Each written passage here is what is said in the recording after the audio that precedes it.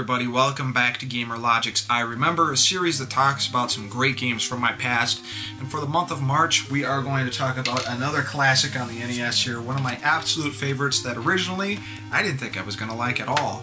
And that is Maniac Mansion. As you can see, I still have it well protected in its original box, along with these old school rental cases that protected the boxes from getting all nasty and stuff. Maniac Mansion, I have a ton of memories for, and it all starts back in 1990 when the game was released. We were just getting off a shopping trip with my mom, my dad, my little brother, and my older sister. We just got something to eat, and we managed to talk my dad and mom into taking us to the video store so we could rent a video game. It was Friday after all, the weekend was coming, so why not? So this was a rare occasion where my sister was actually coming with us. And that didn't happen very often, so when she did, she'd like to take a look at some movies as well as some games. Well, I'm looking through, trying to decide what NES game I want, and she comes up to me with this box, and she goes, "Hey, let's rent Maniac Mansion." Well, I believe I looked at it before she handed it to me, and I kind of looked at it, and I was like, what is this? It doesn't look like anything I'd really enjoy. It kind of reminded me of Shadowgate. I didn't think I was going to be able to get very far, especially back then. Shadowgate was really, really difficult for me. I remember being stuck after the first two doors trying to find the damn key in the skull, but hey, we were young, you know? So I didn't think of too much of this, but she kind of pressured me into renting it, even though I kind of didn't want to, but it was rare that she would like to play video games in the first place, so I thought, what the hell, she'd play it with us. So we rented it. We were on the way home, looking at the manual. She looked at the manual. She was actually getting really, really into it just based off the manual, which again was very rare for my sister. So we got home, plugged it in, and seeing the introduction scene, I'll never forget how interested I was in the intro music. It was very different from a lot of other NES games. It used sound channels very well, the drums were cool, it just had a very exciting theme to it. And of course, what are you greeted with after it says Maniac Mansion? Well, you're greeted with what you see right here, and you see pictures of all these different kids and teenagers here. What was unique about this is each kid has a different trait to them. Some have more than others. Some are completely useless. Like, well, we could just go through really quick here. Dave is kind of your main character, and other than the fact that he's trying to rescue his girlfriend, he's completely useless. Razor, of course, she's a musician. She's kind of the same as Sid here, who's also a musician. So if you don't want to play as a girl musician, you can play as a guy musician. Bernard here is kind of your stereotypical nerd, but he has the ability to repair various things like the telephone as well as radios and other things. You have Wendy, who is a writer, so she's actually used later on to rewrite a manuscript that actually pays off later, and it's actually one of the ways to get an ending in the game. You have Jeff, who is kind of a poor man's Bernard, where he can only actually fix a phone, and that's about it. So that's really it for his uses. And then there's Michael, who actually can develop film, which is used later on to get these plans to kind of break into this secret lab later on. So what was interesting about this in the first place is you just weren't given a static character to play as, and that appealed to me and it appealed to my sister as well. Of course, she chose Razor, and I don't know why, but I was enthused by the fact that Jeff was kind of like this surfer dude. So we picked him. You start the game up and you're outside of the mansion, and just the interface was extremely different from anything I've ever seen on the NES at that point.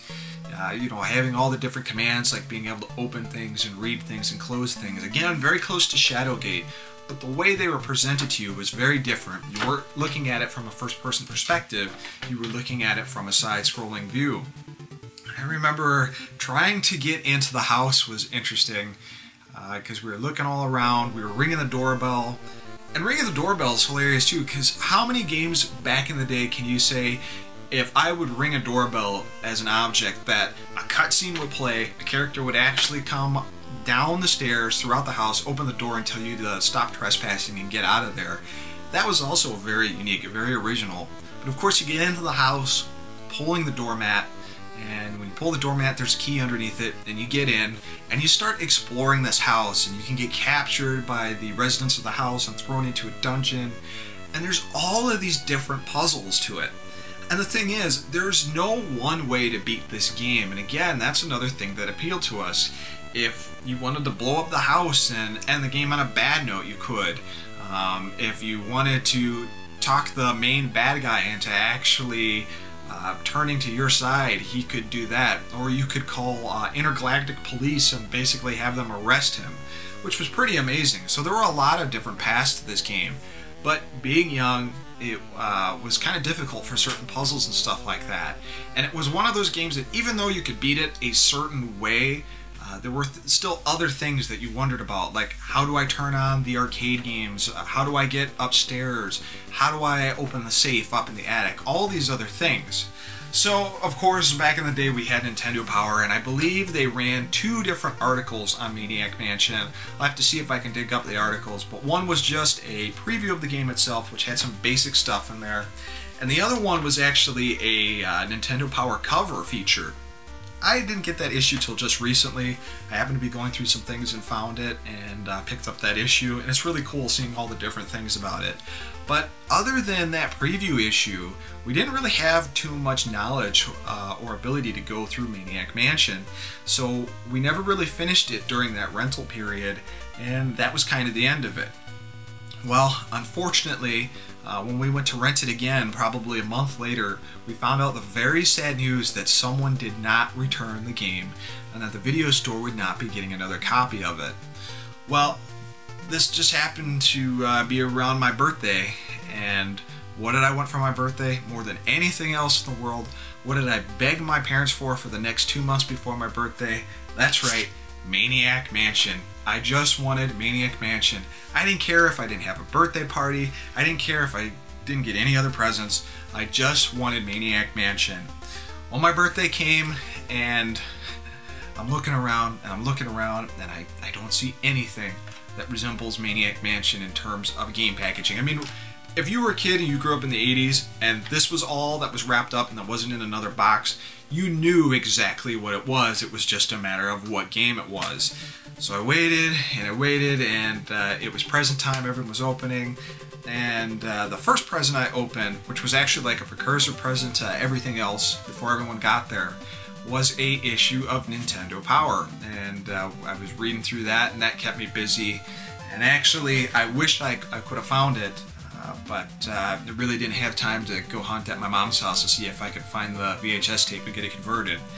But there's footage of my uncle recording kind of the calm before the storm, before everyone got there, and it just shows me reading through this Nintendo Power and absolutely absorbed into it. It was kind of funny, and I really wish I could have found that for you guys and kind of put this on there. It would have been cool. But finally, it gets to be nighttime, and we're going opening presents, and I don't see it.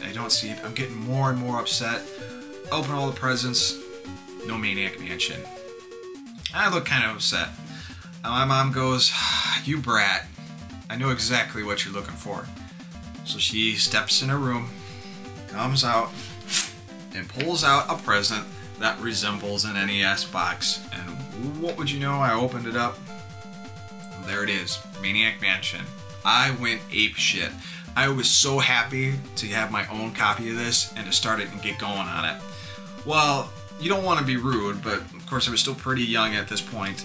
And I wanted to tear this thing open. I wanted to go downstairs and power up the NES and start playing. Mom got kind of mad at me, and she's like, "No, you gotta wait till some people leave." So I ended up sneaking downstairs after maybe about an hour, even though tons of people were there, just to get this started up and just to start playing it. But one of the interesting things was they didn't include the extra insert at the video store that came with the full game. There was actually this bulletin board poster that came with this, and that's inside of here too. That gave you a couple different tips and hints about how to do certain things. Some of them had absolutely nothing to do with the game.